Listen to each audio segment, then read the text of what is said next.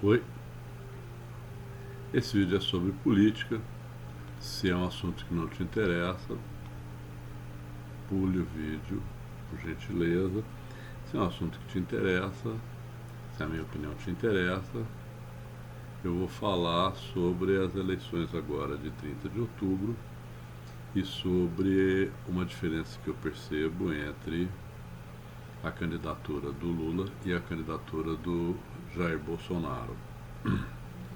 E eu vou contar três fatos, coisas antes. A primeira é que anteontem eu vi no Instagram de uma pessoa de quem eu gosto muito, que eu sempre admirei, uma hashtag contra a tal pedofilia que acusam o Jair Bolsonaro de ter praticado por causa de uma expressão que ele usou num vídeo que ele fez sobre algumas garotas venezuelanas durante um passeio. E no mesmo dia, eu vi isso de manhã, no mesmo dia eu estava atendendo um garoto adolescente e o garoto adolescente falou sobre esse fato. E o comentário do adolescente foi assim: nossa, que covardia, falaram que o Bolsonaro era pedófilo. Eu entrei na internet e em 5 minutos eu vi que eles tinham recortado uma parte do vídeo que era o contrário do que o Bolsonaro estava fazendo. Os adolescentes são muito preocupados com a questão moral. É um momento em que eles estão discutindo as questões morais, estão discutindo as regras, estão discutindo a coerência, a consistência, a lógica. E eu achei curioso que, enquanto essa pessoa, que é uma pessoa adulta, até mais velha um pouco do que eu, caindo na conversa de uma propaganda rasteira, um adolescente de 14 anos, em 10 minutos, descobriu que aquilo era falso. A segunda coisa que eu vou falar é sobre a tal história de fake news, né? Fake news é um nome muito chiquinho, moderninho, usando o inglês. Na verdade, estão dizendo notícias falsas.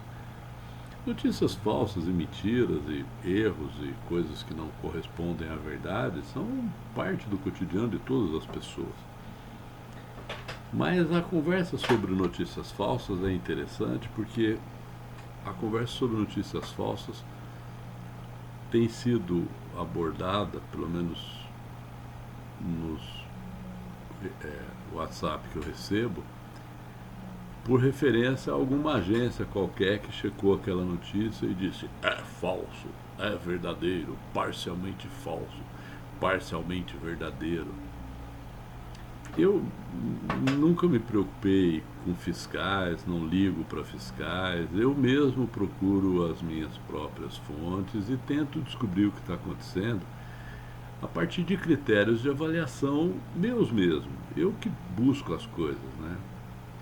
E eu fiquei consternado, no sentido afetivo mesmo, fiquei chateado de perceber que uma pessoa racional, como eu disse, de quem eu gosto, que eu admiro, caiu numa manipulação ridícula que um adolescente de 14 anos descobriu em 10 minutos de uso de celular. O garoto nem tem computador, ele estava mexendo no celular, pelo que ele me falou. E a terceira coisa é que eu me lembro que na época da ditadura, porque tem algumas pessoas que falam que não houve ditadura. Houve sim, eu estava lá. Na época da ditadura, eu ainda estava na universidade, havia leis de exceção, chamados AI-5 e 477. Quem quiser procurar, procura aí. Explodiu uma bomba num Puma no Rio Centro, no Rio, antes de uma convenção qualquer. Eu não lembro exatamente os detalhes do caso, mas a bomba explodiu e matou 2 militares da aeronáutica, vestidos em roupas civis. E aquilo precipitou uma série de problemas e investigações e discussões. E claro que as explicações oficiais da ditadura foram de que aquilo tinha sido um acidente ou qualquer coisa assim, mas é óbvio que para quem estava vendo que aqueles militares iam soltar aquela bomba naquela multidão, iam explodir aquela bomba lá no Rio Centro, naquela multidão. E o Aldir Blanc, que é um letrista e não sei se vocês sabem, mas um cronista de primeiríssima linha, escreveu uma crônica alusiva ao episódio, claro, cheia de subterfúgios, porque naquela época tinha censura, como o Supremo Tribunal Federal está tentando implantar a censura agora, as pessoas não podem falar certas coisas, não é?